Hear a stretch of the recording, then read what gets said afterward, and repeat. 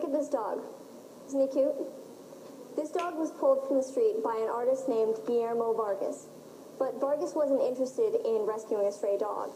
He wanted to use this dog for artistic purposes. So he tied the dog up in the corner of an art gallery, and he wrote, "You are what you read," on the wall in dog food. Now, it's unclear what happened to the dog. Some people say he starved to death. Other people say that he escaped. This is an example of modern art. But why is it considered art? Who really defines what art is? To try and tackle this question, we're first going to look at an evolution of art. How art of the past influenced what art is today. And then we're going to look at the line between art and not art, according to two perspectives. We're going to look at the perspective from the artist's intentions for the piece, and then from the viewer's opinion of the piece. Now, you know that art has been around pretty much since man has had language, and you know that there are many different forms of art. I mean, look at the difference between this, Pre-Raphaelite, there he is, and this, abstract expressionism. I mean, clearly the two are different art forms. How does art get from one form to the next? Well, it happens in an evolution, and through stages. These stages happen through either deviation or development. Now, one form of deviation that we can see is the Impressionists and how they rebelled against an established art form. These Impressionists were people like Monet and Degas and Renoir. They rebelled against the academics. What the academics taught was, here's an apple. Here's how you see the apple. Here's how you represent the apple. You see it exactly as you represent it. The Impressionists didn't like that. They wanted to represent this apple how they saw it, their impression of the apple, what they thought it looked like. So they started their own museum and got their form of art known as an art form. Now, this is not only evident in Europe, but it's also evident in Japan, where Kuroda Seki painted Morning Toilette. According to Alice Sang, an art history professor at Boston University, Morning Toilette represents an intentional challenge to an older generation of art. This is deviation. The other way that art goes from one form to the next is by development. And this can be seen through art forms building onto other art forms to create new art forms. And this is best illustrated by the work of Paul Cézanne. He was a post-impressionist. He was kind of stuck in the middle of Impressionism and whatever was going to come next, which was Cubism. He bridged that gap. Now, if you see Monet's impressionistic haystacks, you can see the difference between these haystacks and Cézanne's post-impressionistic still life. There are obvious differences in style and technique. Now, if you look in the corner right there and over here of Cézanne's work, you can see forms of Cubism already starting to emerge. These same forms can be seen as if you were to look at Picasso's work titled The Guitar Player. You can see how one form of art can build onto another and then create a new art form out of that art. Now, there are two main branches of art. There's the academics, and these branched into things like Pre-Raphaelites and Symbolists, Art Nouveau and Art Deco, Precisionism, and then finally Abstract Expressionism in the 50s. The flip side to this art movement, the rebellion side, are the moderns. And what the moderns, they branched into what we already talked about, which was Impressionism and Cubism.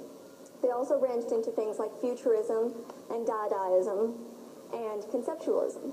Now, by understanding how art evolves from one form to another, you can clearly understand how art, the concept of art, changed through time, and how the concept can be seen as art today, who really defines what it is. Now, we're really going to focus on conceptualism here, because it's one of the most widely criticized forms of art, and it's the type of art that we have today. This is a picture of vomit.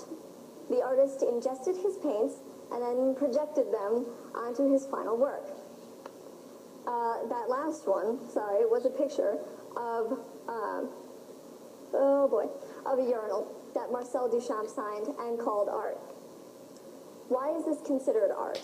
Who really defines what art is? Well, according to the artist, Marcel Duchamp being one of these, with his fountain, there it is again, he said that the subject matter wasn't important. What mattered was that he, as the artist, had chosen it to be art, and therefore it was. Now, as Kirk Varndo states, he's an art professor at Princeton and a curator for the Museum of Modern Art, He states that Duchamp's fountain leaves viewers on the edge, not knowing if what they are seeing is art or anti-art. This is what the conceptualists wanted you to think. This was their aim in art, and by being successful, they've created an art form. Now, another way you can look at art is through the work of Jackson Pollock and his intentions for his piece. He believed he was channeling the cosmos through his paint drippings and to the viewer. Now, by being successful in this, as Varndo states, he richly conveyed energy and movement in his artwork. He was successful in this if you can see his energy and his movement from the cosmos in his paint drippings. And by being successful, he has created art. That's his definition. Now, going back to Vargas and the dog, why did he do this? I mean, it could have been that he wanted to starve a dog. But others say that when people read this on the internet, when people read that a dog had died in the name of art, they were outraged. But they believed what they read. What he wrote on the wall was, "You are what you read." So he has made a social statement, and he is successful in that. We believed about the dog. We thought he was dead. Some people say he wasn't. So this is the artist's definition of art. If they're successful with the intentions for the piece, it's considered art to them. Now, the viewer's definition of art relies heavily on their opinions of a piece. Some people like Rauschenberg, some people like Mucha, some people like the beauty of a well-constructed teapot.